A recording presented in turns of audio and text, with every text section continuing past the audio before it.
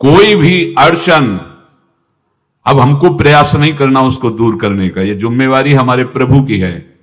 और प्रभु के ऊपर अगर आपने भरोसा दृढ़ कर लिया तो हर अड़चन अड़चन बन जाएगी, भगवान की पूजा बन जाएगी। पर देखो, इस बात को लेकर के हमें अशुद्ध आचरण नहीं करना, गंदी बात पे नहीं उतर जाना कि आप बचा लेना जो भगवान हो। तो नहीं बचाएंगे, हम तुम्हें बता रहे। अगर उनको चैलेंज करोगे ना कि सत्संग में सुना है कि आप बचाते हो, बचा लेना भला, तो नहीं बचाएंगे। क्या करेंगे?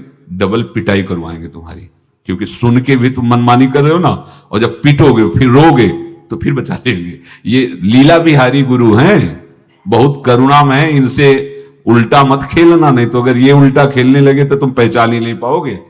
कह रहे हैं अपने आचरण को जानबूझकर अशुद्ध ना करो, तुम्हारी सारी बुराइयों की जिम्मेवारी हरि ले लेंगे।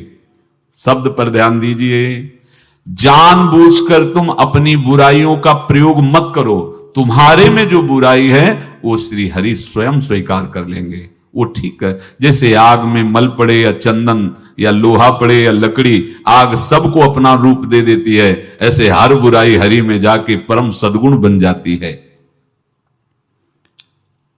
हम जितना अपने आप को अच्छा बनाने का प्रयास करेंगे, ये संसारियों के समझ में नहीं आएगा, परमार्थ के पथिकों के लिए बात है, और यही विश्राम हो जाएगा।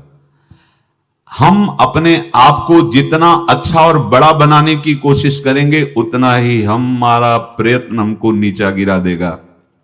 यदि हम अपने को भगवान के आश्रित कर करके उनके नाम का जप और उनकी आज्ञा पे चले तो इतने अच्छे बन जाओगे, बिस्तरे सब जग विमल कीरति साधु संगति नाटरे, इतने महान बन जाओगे कि विश्व आत्मा भगवान जब हृदय से लगा लिए तो जा पर कृपा राम की हुई, ता पर कृपा करे सब कोई। स्वामी का प्रभाव दास में आ जाता है। अरे एक साधारण कीड़ा, भृंगी अपना प्रभाव दूसरे कीड़े पर डालकर उसे भृंगी बना देता है, तो भगवान का नाम गुण रूप लीला धाम तुम्हें ये नहीं प्रदान कर देगा? भगवद आश्रय लेते ही जिसके भय और विषाद नाम जप से नष्ट हो गए, नाम जप और सत्संग से, उसके हृदय में ऐश्वर्य भगवान का प्रकट होता है। तो बाह्य और आंतरिक दोनों वो ऐश्वर्यवान होता है। ज्ञान, विद्या, श्री, कीर्ति, शक्ति, सौंदर्य, माधुर्य ये प्रकाशित होने लगता है। बिना किसी बनावट श्रृंगार के उसके चेहरे पर आकर्षण होता है, देखते ही हृदय लुभायमान हो जाता है। ऐसा माधुर्य होता है भक्तों का, क्योंकि माधुर्य सिंधु प्रभु का चिंतन होता है। जो भगवान के आश्रित है उसे भय की तो कोई गुंजाइश ही नहीं है, कोई गुंजाइश नहीं।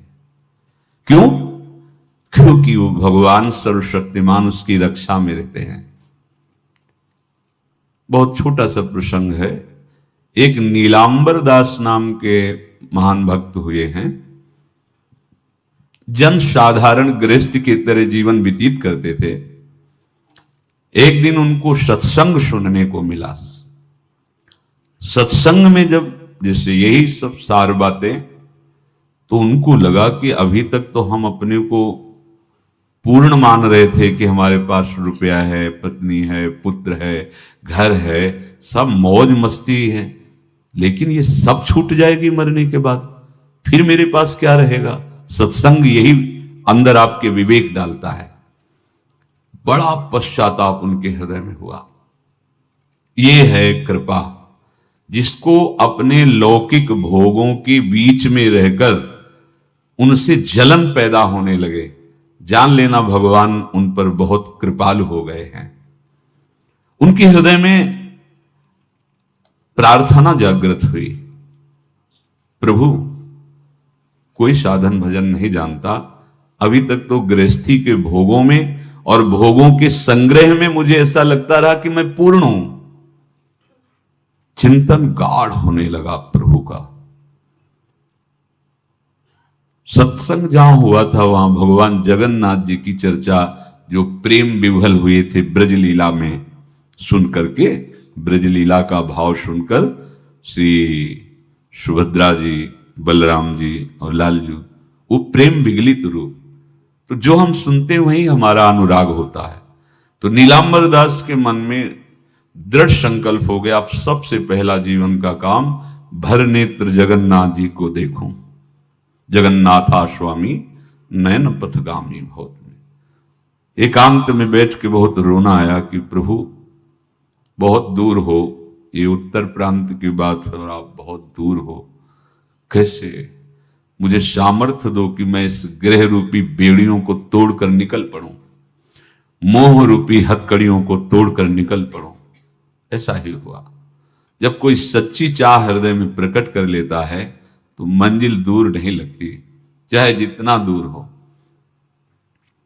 कुछ अर्थ लिया और अपने परिवार से प्रार्थना की, बच्चे सयाने थे, कि ये सब वैभव आप लोग देखो, अब मैं किसी योग्य नहीं रह गया, अब जब तक जगन्नाथ जी को भर नेत्र नहीं देख लूंगा तब तक अब जीने की आशा नहीं।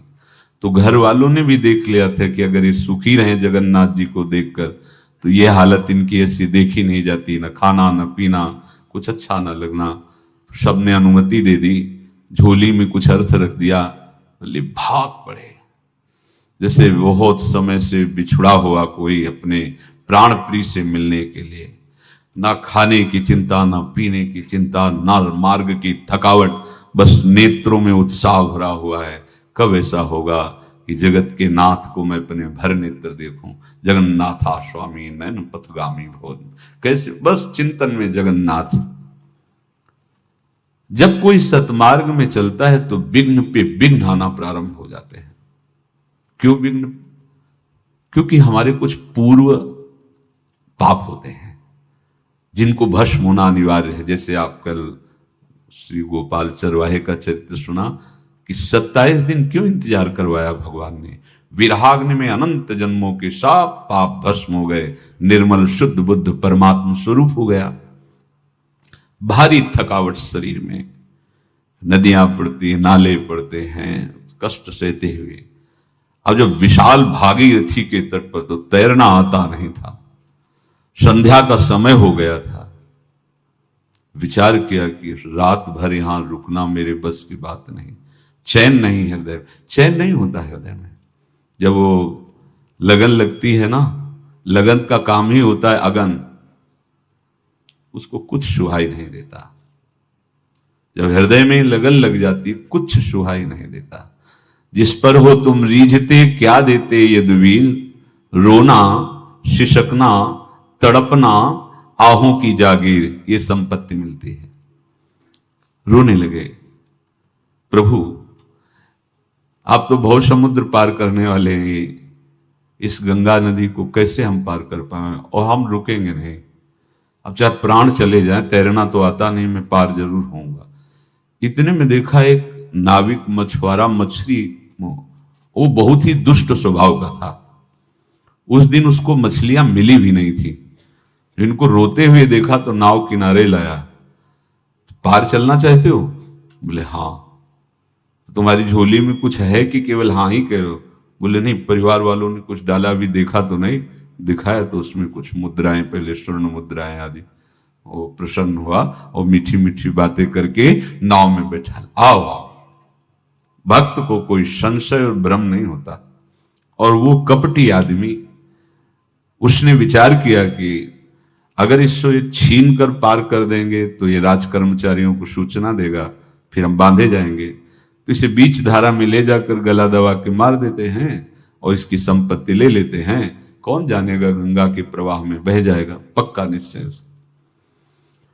अब जब वो धारा सीधे निकलना है और वो ऐसे चला तो उनका भैया हमें तो पार होना है, आप कहां ले जा रहे हो? बोले चुपचाप। अब उसका रूप बदल गया, वो चुपचाप बैठे रहो, अभी मैं तुम्हें गंगा से क्या इस शरीर से भी पार कर दूंगा।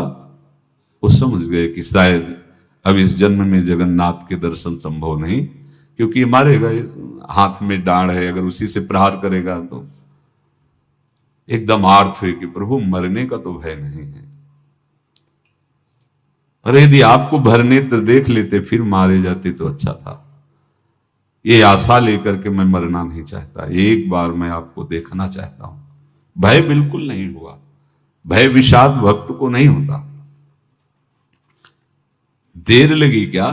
एक राज कर्मचारी की आवाज आए, ए नाविक तुरंत इधर नाव लाओ। और उस समय धनुष बाण चलते थे, तो उसने शीघ्रता की और दूर ले जाने के लिए तुरंत बाण संधान किया और कहा समझ ले अचूक निशाना है, एक में ही तो ढेर हो जाएगा, पहले वापस नाव लाओ।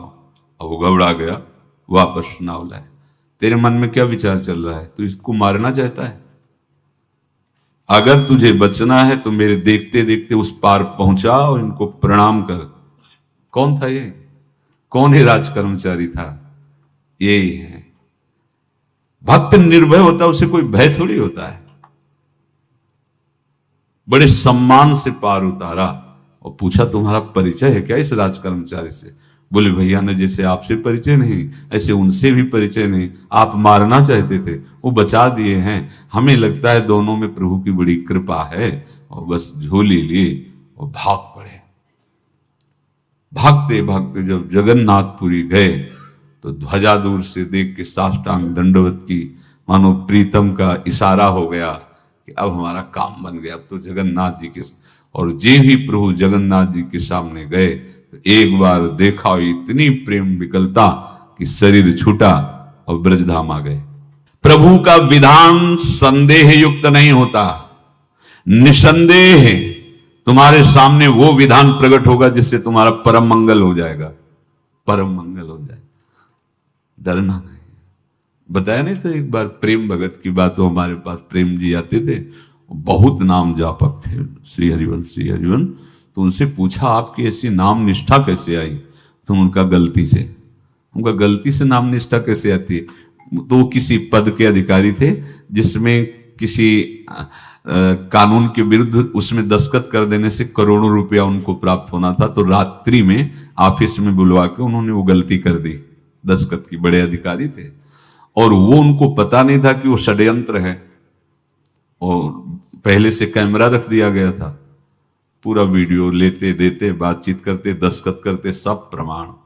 तो सुबह जो उनकी आरती उतारी गई समाज में, तो बस घर वाले भी उनसे कि जैसे पुत्र थे पत्नी कि पिताजी पापा आपसे ऐसी आशा थी, मार दिया हम सब लोगों को आपने।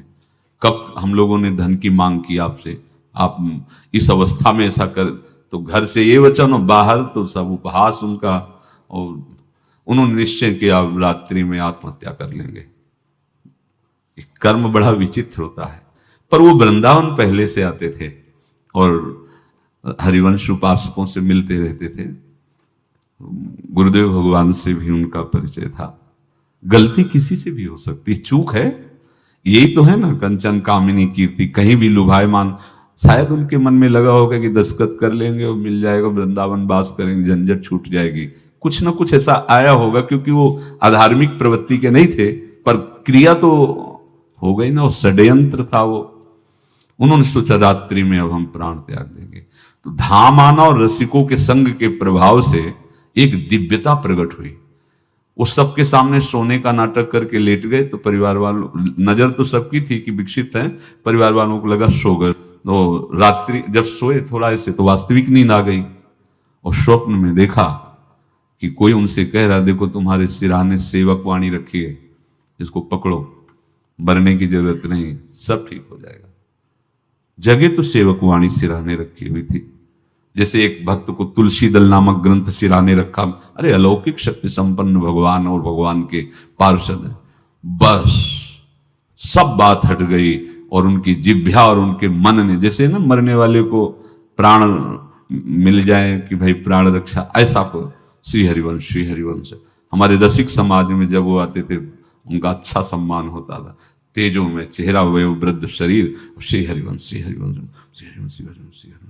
ऐसे चलता रहता, बात करते और श्री हरिवंश ऐसी नाम में रति देखी। देखो ना क्या हुआ, घटना क्या थी, दृश्य क्या था, जीवन बिल्कुल व्यर्थ हो क्या गया, लोक सम्माननीय जीवन बन गया, महात्मा बन गए और भगवत प्राप्त हो गए हैं, उनका शरीर छूट गया है। तो यहां कह रहे हैं कि तुम्हें किसी भी हेतु से अपनी चिंता नहीं अब करनी। प्रभु का विधान निसंदेह परम कल्याण में होता है, तुम्हें संदेह नहीं करना। कड़ुआ हो सकता है, लेकिन अवसर तो मिल जाएगा श्री जी की तरफ भागने का। हम अपने को अच्छा साबित करने के लिए पूरा जीवन लगा दें, नहीं भाई, हम नीच आचरण वाले पर हम भागेंगे प्रभु की तरफ, लोक पावन करने वाले महात्मा बन जाओगे। सतरति सतरति शा लोकांत, इसको बैठा लो, जीवन में काम आएगी, ये वस्तु काम आएगी, क्योंकि विपक्ष जोरदार है, माया कोई साधारण नहीं है। विश्वासी साधक का भगवान स्वयं जुम्मा ले लेते हैं। विश्वासी साधक का भगवान स्वयं, देखो अपने मन में तुम किसी प्रकार की चिंता न रख करके ये आज से विश्वास कर लो कि अब मेरे जीवन में जो होगा, मेरे प्रियाजू के द्वारा किया हुआ विधान परम सुखप्रद होगा, परम मंगलमय होगा।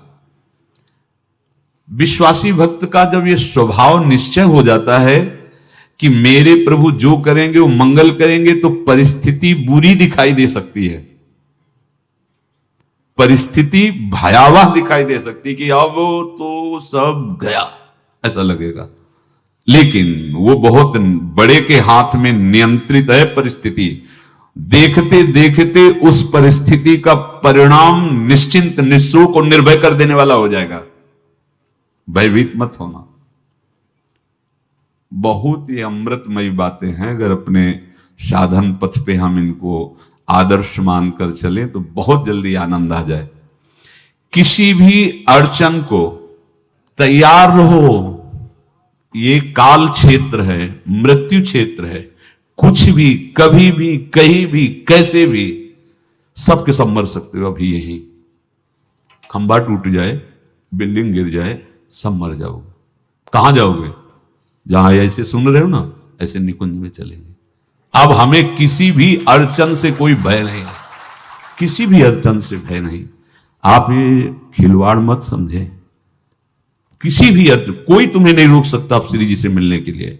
ये आगंतुक भय एक स्वाभाविक होता है। जैसे पूज्य श्री मंगनानंद जी सरकार सेनपुर, बहुत उच्च कोटि के ब्रह्मलीन महापुरुष, तो एक चौकी पर ऐसे बैठे हुए थे और बहुत से ऐसे संतजन परमहंस सब बैठे हुए थे और ब्रह्म चिंतन के विषय में चर्चा चल रही थी। तो एक संत आगंतुक वृंद आए ऐसे गंगा किनारे। तो उस समय स्वामी जी कह रहे थे मंगनानंद जी कि एक होता है विचार भय, वो संतों में कभी नहीं होता है, और एक होता है तात्कालिक भय, वो सबको व्याप्त हो जाता है। तो उन्होंने कहा कि स्वामी जी वैसे हम आपका आदर करते हैं, लेकिन इस बात पर हमारा मतलब मन नहीं बैठ पा रहा है कि जो ब्रह्म स्वरूप को जान गया है उसको विचार भय तो होगा ही नहीं, लेकिन स्वाभाविक भय कैसा हो सकता है? तो सिद्ध पुरुष थे। उनका स्वामी जी बैठो, प्रसंग पूरा होने के बाद फिर आपका उत्तर हो जाएगा। ऐसे चौकी लगाई, बैठे और बैठे थे बटवृक्ष के नीचे। तो एक जैसे बाज है, गीद पक्षी है, उस समय तो वो संध्या का समय था, आके ऐसे जे ही बैठा तो खरबर खरबर वो डाल, तो महाराज चौकी के नीचे हो गए जो गंगा किनारे से आए थे ना। तो कहा स्वामी जी ये विचार भय है या स्वाभाविक भय है या आपको ब्रह्म चिंतन या ब्रह्म बोध नहीं? तो हंस दिए, बोले उत्तर मिल गया।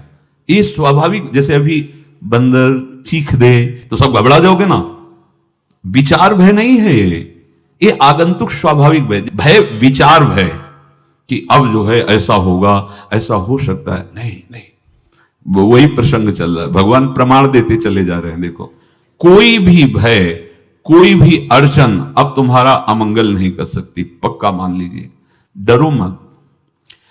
देखो इसमें इसीलिए प्राणों की बाजी लगा के, अब हमारे प्राण नहीं हैं, हमारे प्राण प्राणनाथ को समर्पित हैं।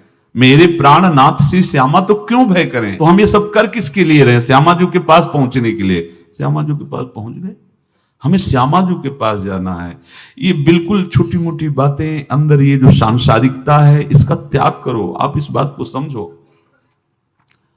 गुरु गोविंद सिंह, लाखों की समाज बैठी हुई थी, उन्होंने कहा कि अगर तुम आजादी चाहते हो तो तुम्हें अपने प्राण देने पड़ेंगे। हमें खड़ा हो कोई व्यक्ति जो अपने प्राण देना चाहता है, मैं उसे आजादी, आजादी दो प्रकार की, एक प्राकृतिक आजादी और एक दिव्य आजादी, दोनों देने में समर्थ थे गुरु गोविंद सिंह।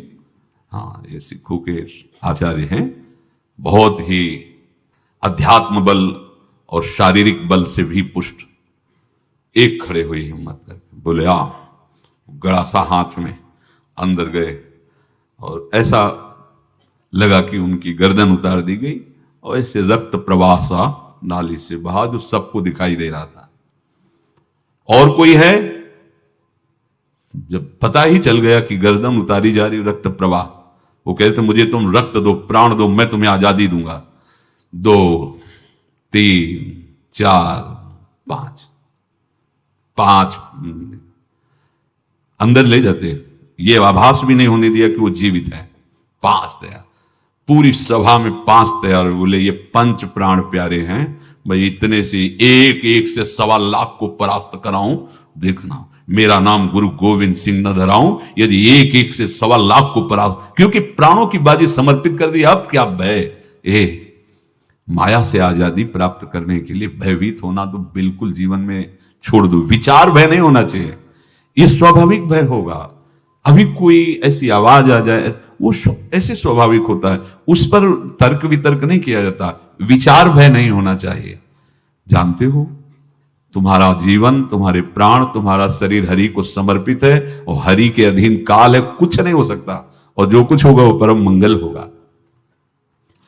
किसी भी अड़चन को भगवान के सौहार्द के सामने अड़चन मत मानना। हम अगर अड़चन को दूर करने का प्रयास करेंगे तो अड़चन हमें फंसा लेगी, अड़चन। और यदि भगवान पे विश्वास कर लिए तो वही अड़चन अर्चन बन जाएगी, उपासना बन जाएगी। मान लीजिए बात, मान लीजिए आप लोग तो गृहस्थ में देखा होगा, हमने देखा है, बच्चा गिरा, रोने लगा, मां उठाने आई, छाती से लगाया, वो मां के थप्पड़ मार रहा है। यद्यपि वो कुछ जानता नहीं, पर भाव जब उसके देखे, बलिहार है, इस वात्सल्य की बलिहार है, ये मां को मार के कह रहा है, थप्पड़ मार के, अब तू छाती से लगा रही, जब गिरा और चोट लगी तब तू कहां थी, क्यों ले उठाया? ये अधिकार हरि। वो तो अल्पज्ञ मां है, पर हम तो सर्वज्ञ हरि के वात्सल्य में डूबे हुए हैं। हमको तो भय बिल्कुल नहीं होना चाहिए। पूज्य श्री सूरदास जी के शब्दों में मानो नीलांबर दास जी की ही प्रार्थना हृदय से प्रकट हो रही। कह रहे हैं, कृपा अब कीजिए बलि जाऊं। मुझे पता नहीं था, मैं मोह निद्रा में ऐसा सो रहा था कि नाना प्रकार के स्वप्न देखकर राजी हो रहा था। संत सत्संग मिला तो मुझे पता चला ये तो जो कुछ भी है सब व्यर्थ है। ये मकान, ये परिवार, ये धन, ये वैभव, ये पद प्रतिष्ठा, ये केवल चंद मिनट की चांदनी है। जब यमदूत आएंगे, मारेंगे, पिटाई करेंगे, नरक ले जाएंगे, तब कोई कौन साथ देगा? साथ में जाने वाला तो कुछ नहीं है। सत्संग में भगवान के चरणों का आश्रय सुना तो कह रहे, कृपा अब कीजिए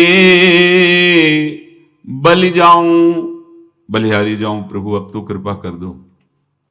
कृपा तो हो चुकी है। होए विवेक मोह भ्रम भागा। कहां से विवेक आया? जब सत्संग मिलता है तब विवेक जागृत होता है, और भगवान की कृपा के बिना सत्संग नहीं मिलता। सत्संग मिला मानो भगवान आवाहन कर रहे हैं आपको अपने आनंद समुद्र में डुबोने के लिए। बिनु सत्संग विवेक न होई, राम कृपा बिनु सुलभ न सोई। सच्ची मानिए, सत्संग ये केवल भगवत कृपा से मिलता है। पहली कृपा तो सत्संग हुई, अब विवेक जागृत हुआ, तब सब होए विवेक मोह भ्रम भागा। तो मोह में जो सब अच्छा लग रहा था, अब अच्छा नहीं लगने लगा, काटने को दौड़ने लगा। सबका प्यार, सबकी वस्तुएं, सब वैभव सम्मान, सब झूठा, सच्ची झूठा। फसाओ। प्रार्थना हृदय से निकली, कृपा अब कीजिए बलि जाऊं, नाहिन मेरे और को बल, चरण कमल बिन ठाऊं। कृपा अब कीजिए बलि जाऊं, बलिहारी जाऊं प्रभु, अब तो कृपा कर दो, मेरे में कोई बल नहीं है, कोई साधन बल, तपस्या बल, योग बल, ज्ञान बल, कोई बल नहीं। बस हृदय से मैं आपके चरणों का आश्रय लेता हूं। वैसे तो अगर हम अपने मुख से अपना परिचय दें तो हों असौच, अकृत, अपराधी, सन्मुख होत लजाऊं। तुम कृपालु करुणा निधि के सो, सुना है अधम उदाहरण नाऊं। कृपा अब कीजिए बलि जाऊं।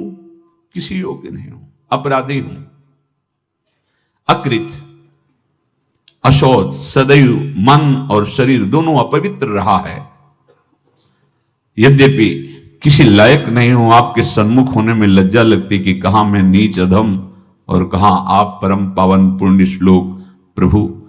पर सुना हमने सत्संग में कि आप बड़े कृपालु हो, करुणा निधान हो, तो हे कृष्ण, हे अधम उदाहरण, आपकी महिमा सुनकर हिम्मत पड़ रही कि अब आपके चरणों की तरफ मैं बढ़ूं।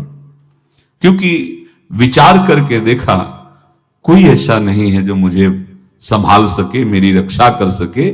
काके द्वार जाए हुए ठाढ़ों, देखत काहि सुहाऊं। असरन सरन नाम तिहारो, हों कामी कुटिल निभाऊं। प्रभु किसके द्वार जाके खड़ा हूं? जितने देवता हैं ये सब बनिया की दुकान की तरह हैं। तुम्हारे पास जितने पुण्य साधन है उतना ही फल मिलेगा। मेरे पास तो कोई बल है नहीं, तो कोई मुझे तो स्वीकार करेगा नहीं, ठुकरा देगा। नाथ, सुना है आपका नाम सत्संग में असरन सरन है, जिसका कोई नहीं होता उसे आप स्वीकार कर लेते हैं। मैं बहुत कामी हूं, कुटिल हूं, पर एक ही ठौर है, आप मेरा निर्वाह कर सकते हैं। कलुषी अरु मन मलिन बहुत, मैं बहुत कलुष हूं, बहुत मलिन मन हूं, पर बिना स्वार्थ के आज तक कोई काम किया नहीं, तो आपसे भी सौदा करके ही शरण में होऊंगा। सेत में तो न बिकाऊं, तो आपसे भी सौदा है हमारा। सेत में शरण नहीं हो जाऊंगा आपकी, यद्यपि मैं ऐसा बता दिया पूरी। देखो भक्तों का हृदय कैसा होता है। हाँ, क्या चाहिए आपको, क्या चाहिए? तो सूर पतित पावन पद अम्बुज, सो क्यों परिहरि जाऊं। कृपा अब कीजिए बलि जाऊं। सेत में नहीं बिकाऊंगा, आपके चरण का मोल लूंगा। सदैव आपके चरण हमारे हृदय में रहे, मेरा मन आपके चरणों के आश्रित रहे। ये दे दो, अब मैं आपका ही हो गया, बिक गया। ये मूल्य आपको देना पड़ेगा। आप अपने चरणों का आश्रय और अपना चिंतन। हमारी तुम्हारी होड़ पड़ी है, ना जाने करिहो अब कहा तुम नागर नवल हरी, मोहि प्रभु तुम सो होड़ परे।